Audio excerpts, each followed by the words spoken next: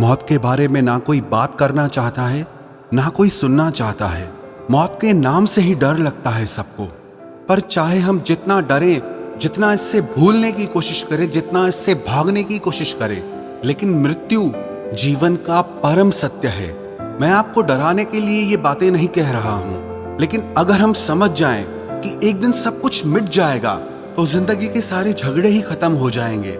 एक गुरु जी से उनके शिष्य ने पूछा कि आपसे कभी कोई गलती क्यों नहीं होती? आप हमेशा खुश रहते हैं। अगर कोई आपके साथ गलत भी चलता है तो भी आप उससे कुछ नहीं कहते। मैंने आपको कभी दुखी और उदास देखा ही नहीं।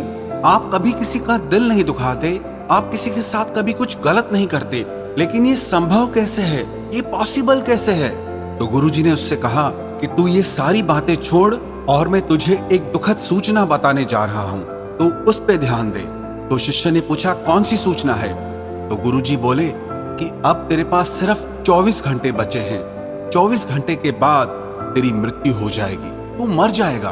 वो गुरुजी की इस बात को सुनकर उसके पैरों के नीचे से जमीन खिसक गई। वो थर-थर कांपने लगा, रोने लगा कि मैं कल मरने वाला हूँ। जब उसे लगा कि अब मेरे पास सिर्फ एक दिन बचा है, तो उसने जिस का भी दिल दुखाया था सबसे माफी मांग ली।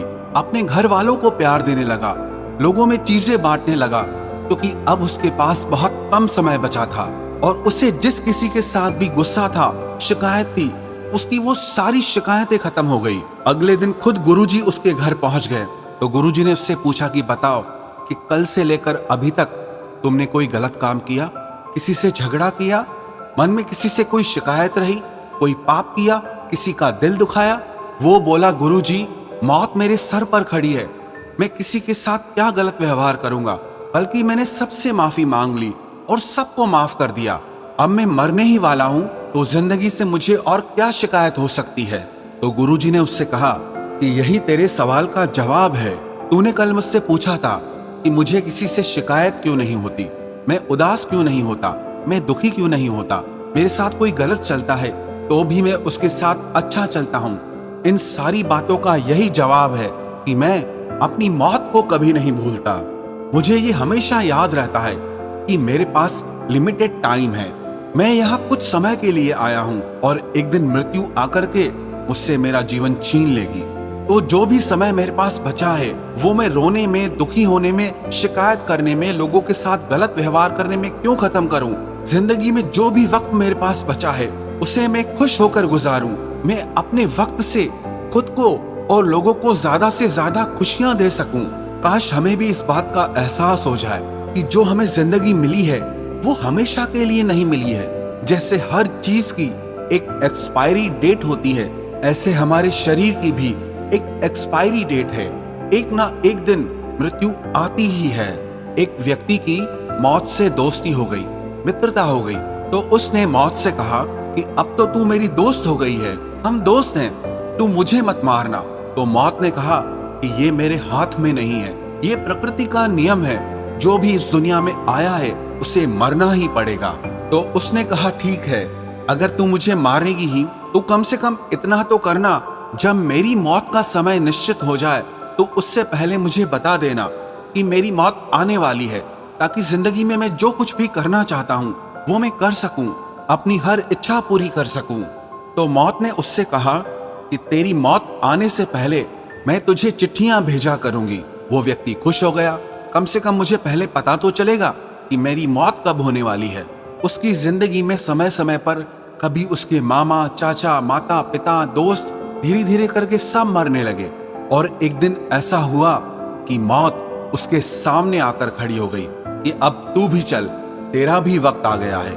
वो बहुत हैरान सा रह गया कि तुमने तो कहा था कि मैं तुम्हें चिट्ठियां भेजूंगी, पर मेरे पास कोई चिट्ठी नहीं आई और तुम अचानक से मुझे लेने आ गई हो। मौत ने कहा, मैंने तुझे बहुत चिट्ठियां भेजी। जब शुरू में तेरे रिश्तेदार मरे, वो सारी मेरी चिट्ठियां थी कि अब तेरा नंबर जल्दी आने वाला है।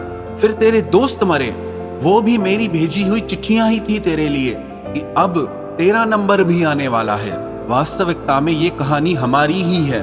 हमें भी मौत चिट्ठियां भेजती रहती है कि आज ये मर गया, आज वो मर गया, लेकिन हमें होश ही नहीं होता, हमें ये एहसास ही नहीं होता कि एक दिन हमारा भी समय खत्म होगा।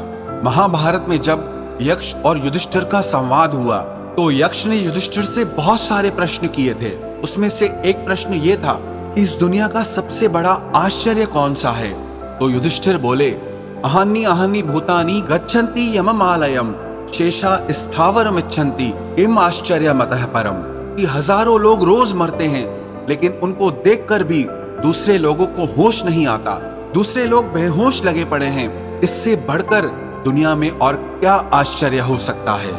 बात ये नहीं है कि मौत एक दिन आनी है, बात ये है कि क्या हम जिंदगी जी रहे हैं या हम अपनी जिंदगी ऐसे ही बर्बाद कर रहे हैं। आपकी जो भी उम्र है, आप गौर करके देखो अपनी जिंदगी की तरफ कि आप अपनी जिंदगी में कितना खुश रहे, कि आपने जिंदगी में कितनों को खुशी दी, कितनों की जिंदगी बनाई, कितनों की मदद की, कितनों का दुख दूर किया।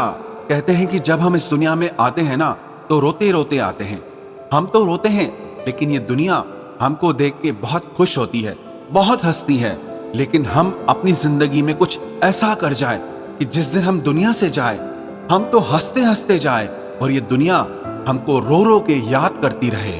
अगर हमें भी ये एहसास बना रहे, ये याद बनी रहे कि हमारे पास सीमित समय है, तो किसी से क्या नाराजगी रहेगी, किसी से क्या गुस्सा रहेगा, किसी से क्या झगड़ा रहेगा। सारी मुसीबतें ही दूर हो जाएंगी, हर दुख आपको छोटा लगने लगेगा।